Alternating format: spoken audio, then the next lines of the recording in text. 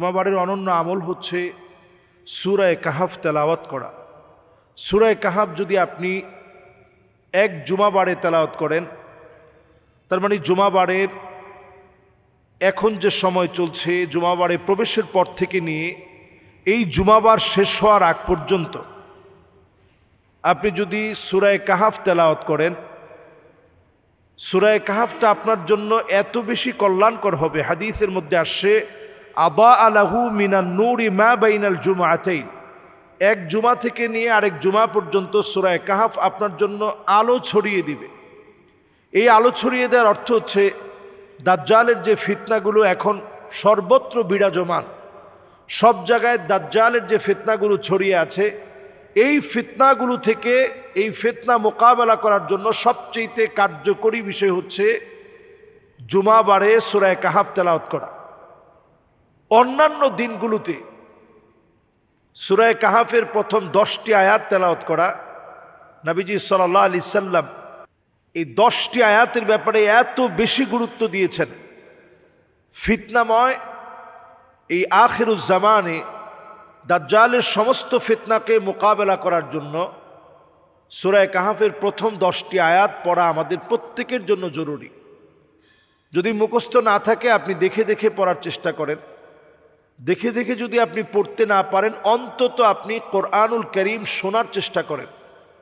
এই 10টা আয়াত আপনি প্রতিদিন প্রতিনিয়ত আপনার আমার হাতের যে ডিভাইসগুলো রয়েছে সেই ডিভাইসে আপনি ছেড়ে রাখেন। সন্তানদেরকে উদ্বুদ্ধ করুন। আখিরুজ জামানের শেষ জামানায় দাজ্জাল যখন আত্মপ্রকাশ ঘটবে, দাজ্জালের মানুষ এতটা ক্ষুধার্ত হবে, সমস্ত রিজিক তাদের হাতে চলে যাবে, দাজ্জালের হাতে চলে যাবে। আমরা বর্তমান সময় দেখছি প্রযুক্তি কেন্দ্রিক এই সময়ে সব কিছু এখন তাদের হাতে। এখন তো কিছুই আমরা দেখতে পাইনি। দাজ্জাল হচ্ছে কিয়ামতের সবচেয়ে বড় আলামতের একটি। তো বড় বড় যে আলামতগুলো আছে এর মধ্যে প্রকাশিত আলামত হচ্ছে দাজ্জালের আত্মপ্রকাশ। সে পূর্ব দিকের একটা দ্বীপের মধ্যে বন্দী আছে। তামিমে দারি রাদিয়াল্লাহু তাআলা আনহুর লম্বা হাদিসের ভিতরে বিস্তারিত সে বিষয়ে আলোচনা এসেছে। কেমন দেখেছিলেন, তার হাতটা এইভাবে বাঁধা আছে, এই সমস্ত বিষয়গুলো শিকলে এইভাবে বাঁধা আছে। এর মধ্যে তাইবারুস নামক নদীর কথা দাজ্জাল জিজ্ঞাসা করেছিলেন। এই সমস্ত নদীগুলো এখন কিন্তু শুকিয়ে যাচ্ছে। খেজুরের বাগানগুলো এখন খেজুরে পরিপূর্ণ হয়েছে এবং সেই আরব এখন সবুজ হয়ে যাচ্ছে। হাত্তা তাউদা আরদুল আরব মুরুজান ওয়া আনহারা, গোটা আরব সবুজ হয়ে যাবে। আরবের এই সবুজ হয়ে যাওয়া এটি স্বাভাবিক কোনো ব্যাপার নয়, বরং এই বিষয়গুলো কিয়ামতের সিমটম। নবীজি সাল্লাল্লাহু আলাইহি সাল্লাম যা বলে গিয়েছেন সেই সিমটমগুলো এখন প্রকাশিত হচ্ছে। তো এই প্রকাশিত সিমটমগুলো আমরা এক এক করে পাচ্ছি। এরপরও আমরা এগুলো থেকে বাঁচার জন্য যে হাতিয়ার গ্রহণ করা দরকার, সে হাতিয়ার হচ্ছে সূরা কাহাফের প্রথম 10টা আয়াত। এই 10টি আয়াত আমরা মুখস্থ করি, শুনি, পড়ার চেষ্টা করি। দাজ্জালের আত্মপ্রকাশ যদি আমাদের প্রজন্মের এই জামানায় যদি চলে আসে, তাহলে মোকাবেলা করার মতো কোনো অস্ত্রশস্ত্র দিয়ে মোকাবেলা করা যাবে না। মোকাবেলা করার জন্য একমাত্র মাধ্যম আর পাথেয় হবে এই সূরা কাহাফের তেলাওয়াত। মানুষ ক্ষুধার্ত থাকবে, জিকির, আজকার এবং কোরআনের তেলাওয়াত আপনার ক্ষুধা মিটিয়ে দিবে।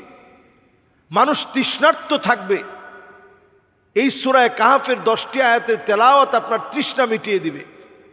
দাজ্জালের সামনে যখন সরাসরি কথা হবে, এই কথোপকথনে আপনি হেরে যাবেন যদি আপনার ইমানি হিম্মত না থাকে। একজন যুবককে দাজ্জাল প্রশ্ন করবে, কে আমি? যুবক উত্তর দিবে যে আপনি তো কাযযাব, মিথ্যুক, দাজ্জাল। ওই যুবককে হত্যা করা হবে। আল্লাহ তাআলা ওই যুবককে আবার জীবিত করবেন। দাজ্জাল আবার প্রশ্ন করবে, কে আমি? বলবে তুই মিথ্যুক, দাজ্জাল। আবার ওই যুবককে হত্যা করা হবে। আল্লাহ রাব্বুল আলামিন ওই যুবককে আবার হায়াত দিবেন।